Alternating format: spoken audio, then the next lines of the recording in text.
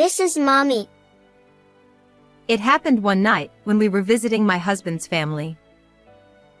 My 5-year-old niece suddenly pointed to a terrifying picture in the storybook I was reading to her. No way. I rushed up to the attic, where I found my sister-in-law in a state that was beyond recognition. She didn't appear to be breathing, and I was so scared that I couldn't stop shaking. I'm sure my niece was trying to tell me about this somehow. I won't forgive this. Suppressing the anger welling up inside me, I began to plot my revenge. My husband Tony and I, who are the same age, got married 2 years ago when we were 28. Despite my busy job, Tony is a wonderful man who takes the initiative to handle household chores in my stead. I want to support you, Kate, because you work to help those in need. I was very grateful to him for that. Because of our busy lives, we didn't have any children yet, though we both love kids and hope to have one soon. We were hoping for the right time, but it never seemed to come. Let's take our time and not rush. Yes, but I can't help but want a cute little girl like Rachel. I agree with you. Rachel is Tony's brother's daughter, our adorable 5-year-old niece. Tony's brother Kevin took over the family farm and lived with his wife Beth, Rachel, and his parents in a rural town far from us. We could only visit to help with the farm during Easter holiday and stay for a few days during summer and Christmas holidays. Kevin's family was busy managing the farm and coordinating crops with nearby farms, so our visits were just long enough. Kevin and his wife were friendly, and his parents were kind, so I always looked forward to going back. Most of all, Rachel eagerly awaited our visits. Beth and I were close in age and got along well. As an only child, she was like a real sister to me, and we kept in constant contact. Tony, look. Beth sent another picture of Rachel. She's so cute. Oh, really? Send it to me too. We always shared such moments. Whenever we had video calls, Tony and I would compete for the phone. But at some point, Beth stopped replying to my messages. Worried, I ran to Tony as soon as he got home from work. Beth isn't replying. Do you think something happened? Maybe she's just busy. It's harvest season, after all. I hope so. It's the first time this has happened, so I can't help but worry. Though Tony initially didn't think much of it, he quickly called his brother when he saw my concerned face. Kevin told us that Beth was sick and bedridden. Worried, I asked Tony to let me speak to Kevin directly. Is Beth okay? What are her symptoms?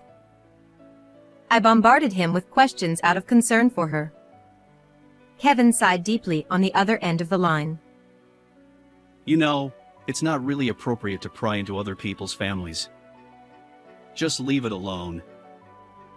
He didn't answer my questions and abruptly ended the call. What happened to Kevin? I was shocked by his uncharacteristically blunt attitude. Feeling that I might have overstepped, I reflected on my approach. Even so, I couldn't stop worrying about Beth and thought about visiting them, but my work schedule was full, so I couldn't make the trip. It was late July, and I hoped to see her well when we visited during the summer. A few weeks later, in August, Tony and I visited his family home. Since we hadn't received any contact from Beth, we were worried that her condition might be quite severe. Kevin, where's Beth? She's not here right now. Wondering what was going on, Tony's mother informed us that Beth had been hospitalized. As expected, the situation was serious, and both my husband and I were shocked. While we're here, we'd like to visit Beth in the hospital. Unfortunately, only immediate family members can visit her. That sounds pretty serious. I almost voiced my concern, but felt it wasn't appropriate, so I swallowed my words. Another worry on my mind was my niece, Rachel. Usually a cheerful and talkative girl, she was unusually quiet. She's probably feeling anxious because her mom isn't around. I thought of ways to cheer her up and make our stay enjoyable for her. While I was placing our luggage in the room, Rachel quietly approached me.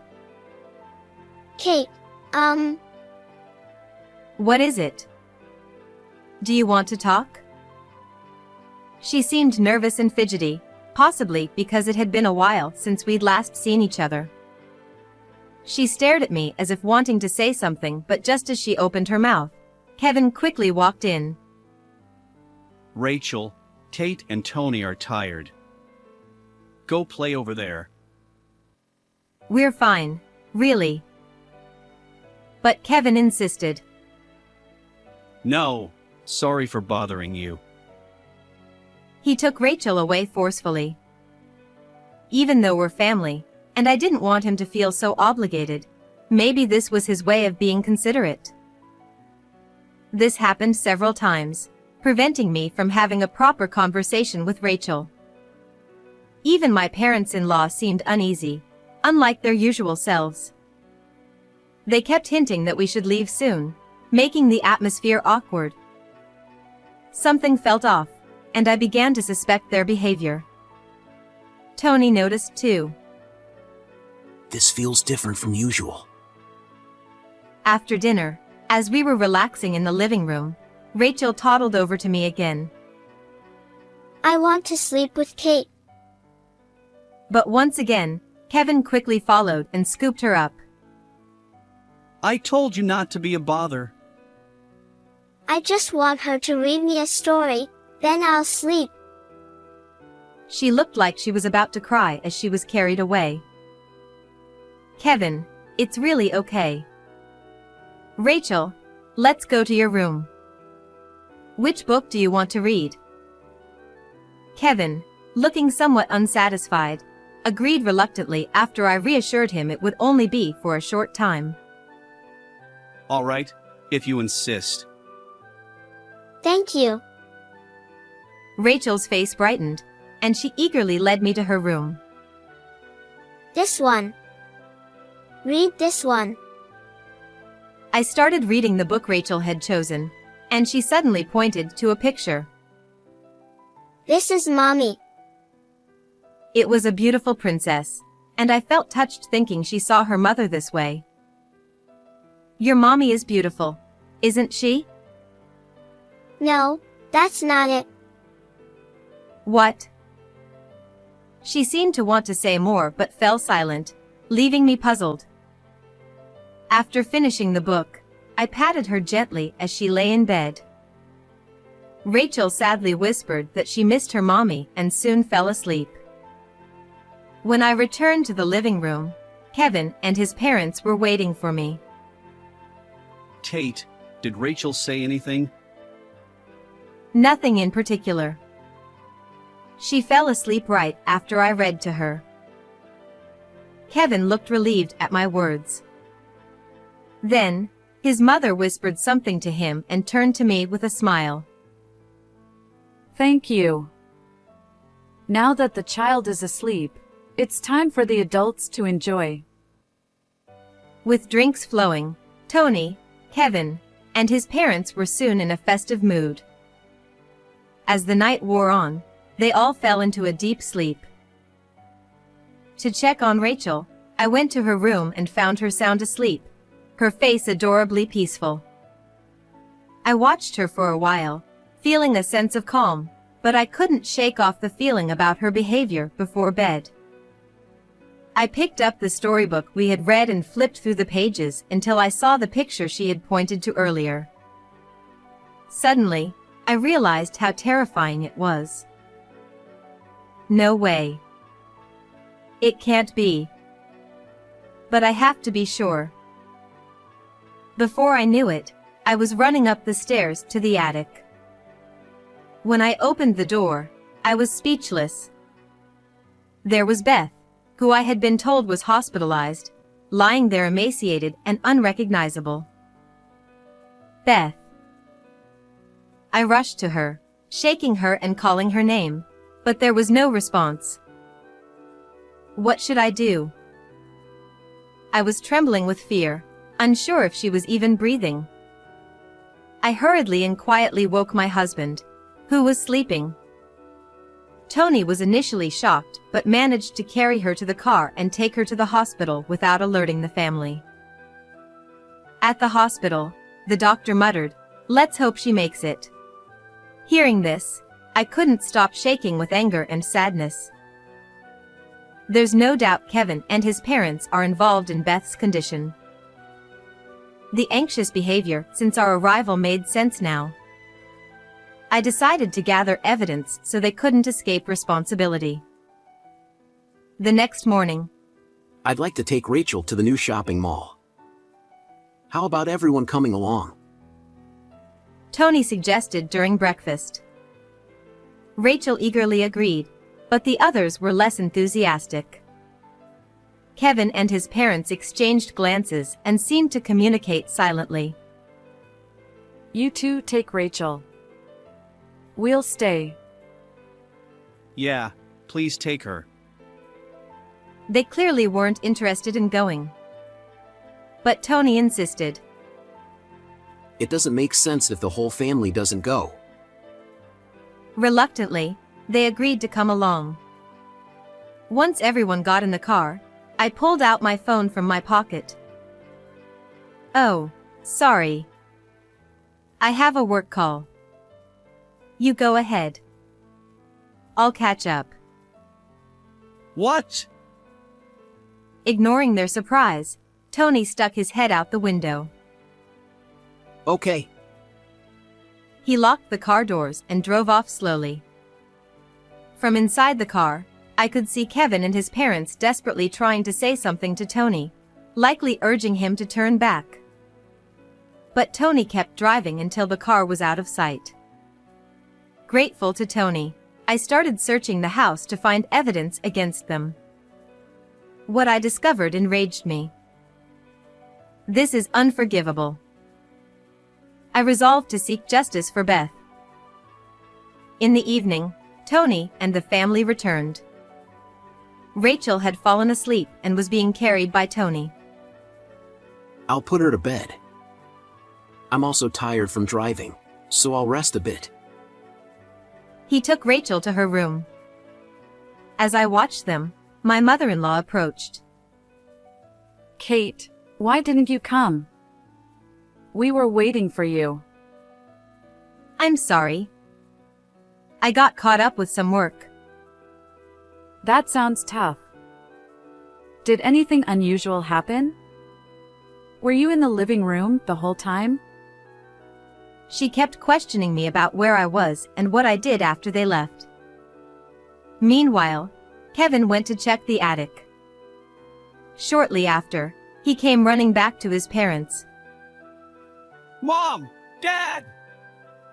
This is bad! Not here. Let's talk over there. Sensing it was something serious, they moved away from me to talk. They occasionally glanced my way while whispering. Curious, I approached them. What's going on? Kate, you haven't been to the attic, have you? She asked quietly, her eyebrows furrowed. I looked at her directly. Not today. I went yesterday. Is that a problem? Provoking them intentionally, I saw their reactions. What were you doing up there? He snapped, his demeanor changing. Where did you take Beth? What are you talking about? We locked her in the attic, but she's gone. You helped her escape. Kevin, furious, advanced on me. You must know! Tell us where she is! Their anxious expressions were evident. I took her to the hospital, but it was too late. You left her in that horrible state. Kevin smirked cruelly. Finally, she's gone for good. What are you people planning? It's none of your business. Right, Mom? Yes, Kate. What are you talking about? Beth has been hospitalized. Their blatant lies were infuriating. I sighed deeply and glared at them. What about this? I showed them the photos I took of Beth in the attic, chained and lying there. Seeing the photos, Kevin and his parents couldn't deny it and looked away. Did you do this to her? Kevin sighed and scratched his head. She went to the attic on her own. His ridiculous excuse was met with my incredulous smile. Did they think I would believe that? I decided to take the next step. This is the reason, isn't it? I slid a document across the table. Kevin snatched it and went pale. How did you get this? We searched everywhere. It was a document that recorded some financial transactions, and in my sister-in-law's handwriting, it said, "Something's wrong with the flow." Where did this discrepancy go? I found it hidden in Rachel's bookshelf during my search. Let me ask differently. This is evidence of your fraud, right? Kevin crumpled the document and took it to the kitchen. He turned on the stove and burned it. Too bad. Now there's no evidence. He mocked me, waving his hands dismissively. After that, he came back, leaned on the table with his elbows, and looked at me with a smug expression, as if he wanted to say, "I did it." Beth found out about our scheme, so we had to silence her. Feeling assured without evidence, Kevin boasted about their scam. They had been buying crops cheaply and selling them at a higher price, pocketing the difference. When Beth discovered this, she confronted them. Beth couldn't ignore it once she knew. We told her to keep quiet, but she wouldn't listen. So you locked her in the attic to silence her?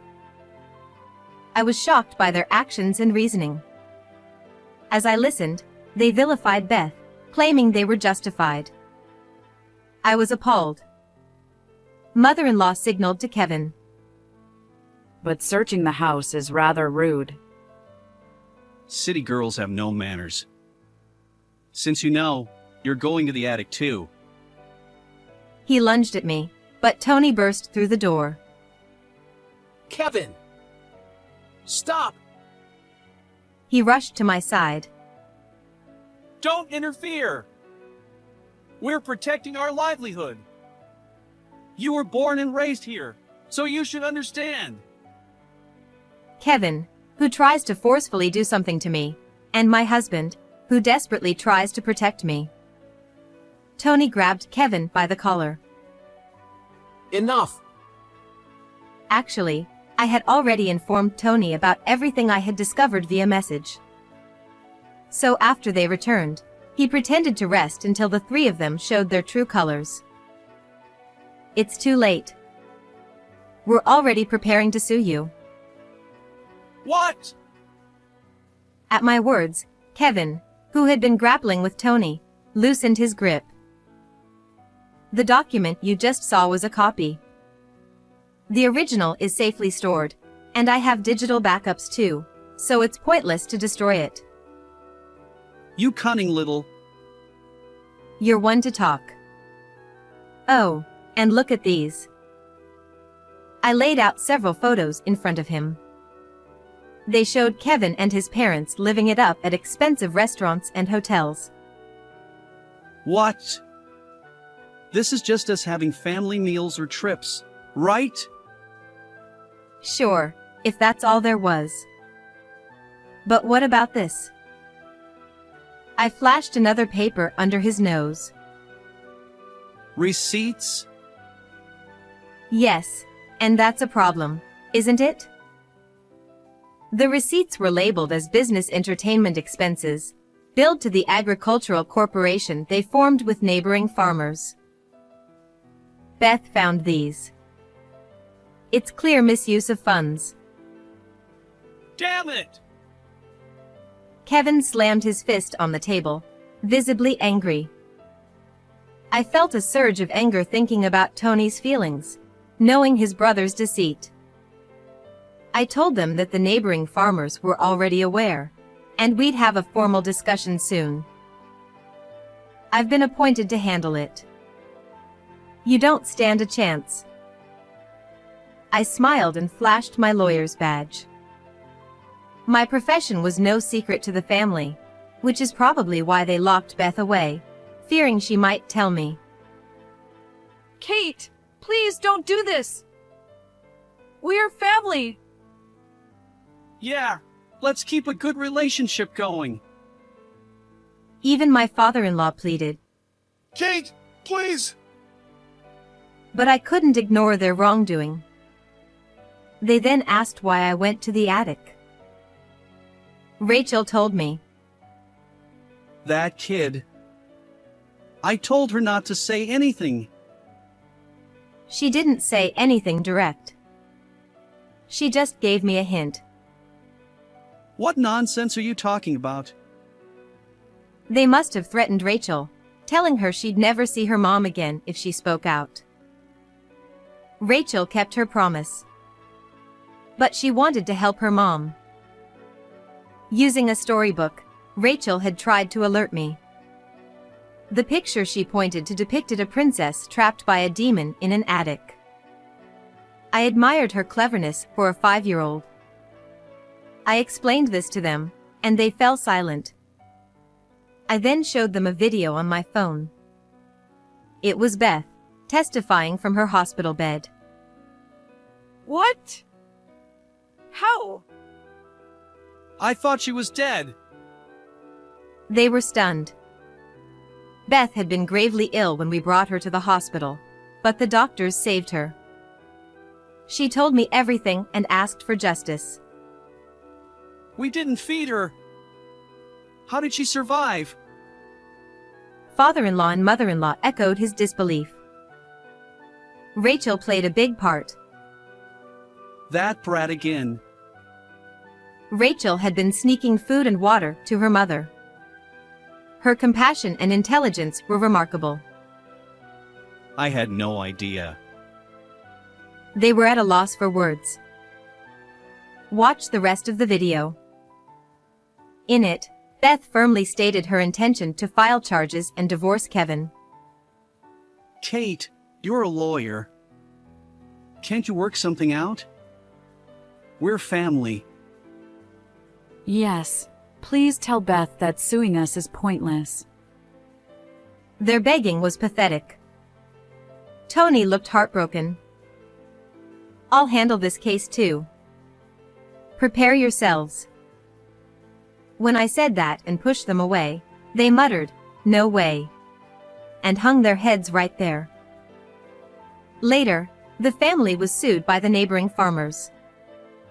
They agreed to repay the difference in sales revenue in a lump sum. Beth filed charges against them for her treatment, and they faced legal consequences. They had to pay $50,000 in damages and medical expenses, and Beth got a divorce. Naturally, she got custody of Rachel and was awarded $80,000 in child support. Kevin and his parents sold their property to pay, losing everything. They came to us, begging for help. We're cutting ties. Don't contact us again. They left dejected, and we haven't heard from them since. Beth and Rachel moved to her parents' place and are doing well. We see them often, and Rachel is a joy to be around. Play with the baby when it's born. I found out I was pregnant after the ordeal, and Rachel is excited. I plan to work up until the birth, continuing my role as a lawyer helping those in need. How was today's story? Please subscribe to our channel. See you in the next video.